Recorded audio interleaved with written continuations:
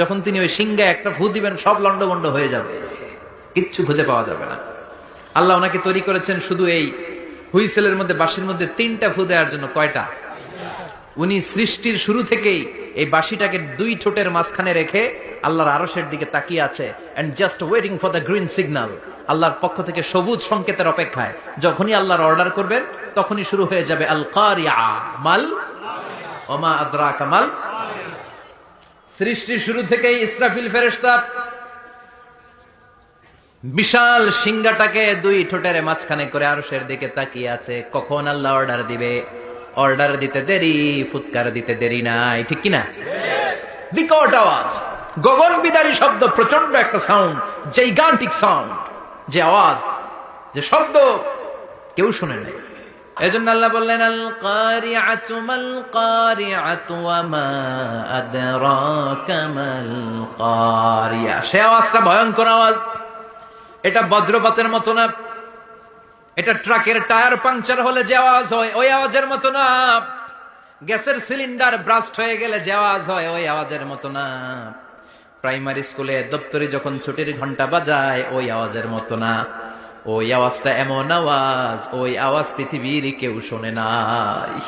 সেটার নাম হচ্ছে আল কারিয়া মাল ওমা আদরাকা মাল। বিকট আওয়াজ, বিকট ভয়ঙ্কর ট্রাম্পিট। এই সাইরেনে ফু দেয়া হবে, প্রথম ফু দেওয়ার সাথে সাথে লন্ডভন্ড হয়ে যাবে। এই ইসরাফিলকে তৈরি করা হয়েছে শুধুমাত্র কেবলমাত্র 3টা ফু দেওয়ার জন্য। চিল্লায় বলতে হবে কয়টা? এই ফেরেশতার আর কোনো কাজ নাই। তার আর কোনো কাজ আছে? ঠিক যে মুহূর্তে, এখন আমার ঘড়িতে বাজে 9টা 50, রাত 9টা বেজে 50 মিনিট, ঠিক এই মুহূর্তে যখন আমরা তাফসীর শুনছি, ঠিক এই মুহূর্তেও ইসরাফিল ফেরেশতা সিংহাটাকে 2 ঠোঁটের মধ্যে লাগিয়ে আল্লাহর আরশের দিকে তাকিয়ে আছে। ওই যে সৃষ্টির শুরু থেকে তাকিয়ে আছে, আজ অবধি তাকিয়ে আছে। যখনই গ্রিন সিগন্যাল আসবে মুহূর্তেই শুরু হয়ে যাবে আল কারিয়া মাল ওয়া মা আদরাকা মাল। আল্লাহ বললেন সে আওয়াজটা হবে বড্ড ভয়ঙ্কর। প্রথম ফুৎকার যখন দেয়া হবে, এটারে বলে নাফকাতুল ফাজা। দুনিয়ার সব মানুষগুলো অবাক হয়ে যাবে, পুরো পৃথিবীটা কেঁপে উঠবে, পৃথিবীর বিল্ডিং গুলো দুমড়ে মুচড়ে পড়বে, পৃথিবীর বড় বড় যত পাহাড়গুলো আছে তুলার মতো বাতাসে পাহাড়গুলো ধুলিত হতে থাকবে। আল্লাহু আকবার।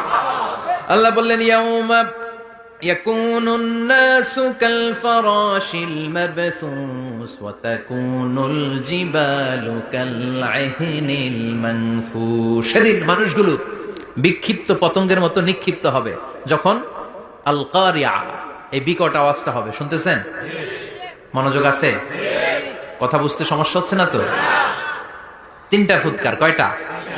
প্রথম ফুৎকার দেওয়ার সাথে সাথে মানুষগুলো বিক্ষিপ্ত পতঙ্গের মতো নিক্ষিপ্ত হবে। এই যে আরামসে বসে আছি, তখন আর বসে থাকা যাবে না। কে ধাক্কা খেয়ে কই চলে যাব টেরই পাওয়া যাবে না। আমরা এই যে বসে আছি এর কারণ হচ্ছে গ্র্যাভিটেশনাল একটা ল আছে, পাওয়ার। এটারে বাংলায় বলে মাধ্যাকর্ষণ শক্তি। কি শক্তি? কথা বলেন। কে আবিষ্কার করছে এটা? হ্যাঁ, কে?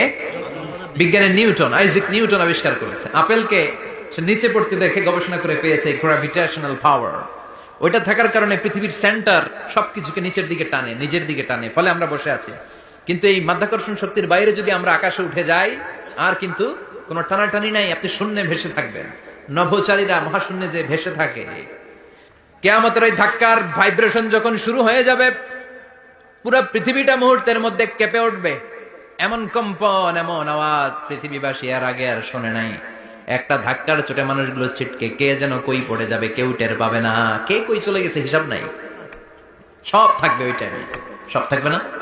কেউ থাকবে টয়লেটে, কেউ থাকবে ঘুমে, কেউ থাকবে বাজারে। আপনাদের নিমসার বাজার তো থাকবে তখন, না থাকবে? কই যে লন্ডভন্ড হয়ে যাবে হিসাব নাই। কে যে কোথায় ছিটকে পড়বো আমরা জানি না। বিক্ষিপ্ত পতঙ্গের মতো আমরা নিক্ষিপ্ত হব। শীতকালে আমার দেশের ছেলেরা রাত্রেবেলা ব্যাডমিন্টন খেলে, র্যাকেট খেলে না? নিমসারে বোধহয় খেলে টেলে না? খেলে তো। ওরা বাঁশ গেড়ে দেয় ক্ষেতের মাঝখানে। কি গাড়ে? এরপরে বাঁশের মধ্যে লাগায় কি? লাইট। লাইট গুলো লাগালে দেখবেন ক্ষেতের গ্রামের পোকাগুলো এসে লাইটের মধ্যে ছিটকে ছিটকে পড়ে। আমাদের অবস্থায় পোকার মতো হবে তখন। আল্লাহ সেটাই বললেন, ইয়াউমা ইয়াকুনুন নাসু কাল ফারাশিল মাবথুস। বিক্ষিপ্ত পতঙ্গের মতো মানুষগুলো নিক্ষিপ্ত হবে। ওয়া তাকুনুল জিবালু কাল আহিনিল মানফুশ। তুলাকে যখন পিটানো হয়, ধ্বনিত করা হয়, দেখবেন তুলার ছোট ছোট কণা বাতাসের মধ্যে ভাসতে থাকে। ফু মারলে আরো দূরে যায়, আরো বাতাস আসলে উড়ে উড়ে যে কোথায় চলে যায় টের পাওয়া যায় না। সুবহানাল্লাহ। বিশাল বিশাল পাহাড়গুলো এরকম ধ্বনিত তুলার মতো